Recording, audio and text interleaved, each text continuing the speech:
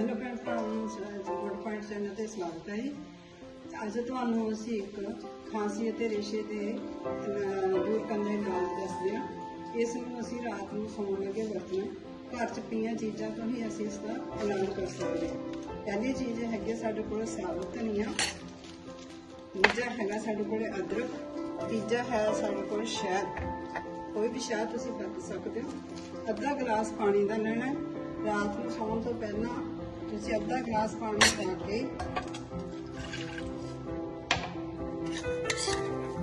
ਅੱਧਾ ਚਮਚ ਪੌਣਾ ਚਮਚ ਧਨੀਆ ਦਾ ਪਾਉਣਾ, ਥੋੜਾ ਜਿਹਾ ਅਦਰਕ ਪਾਉਣਾ।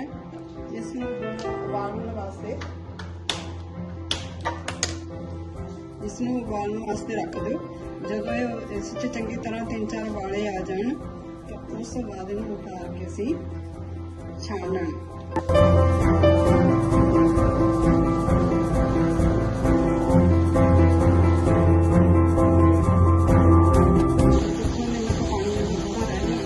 फिर इसमें उतार के हम इसमें छान लो।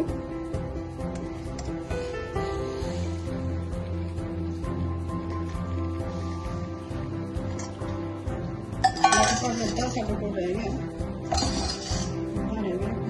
पानी। इसदे विच असीं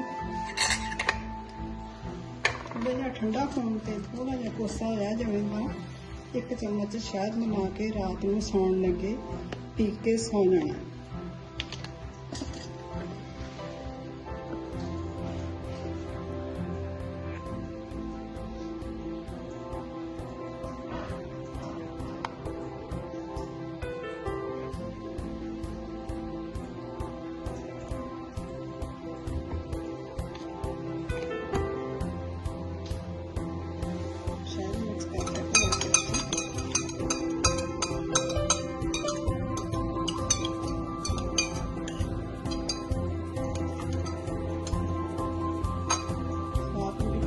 तीन कुछ दिन तुम इस तरह काढ़ा पी के बना के सोवोगे तो इस खांसी ते रेशे तो राहत मिलेगी।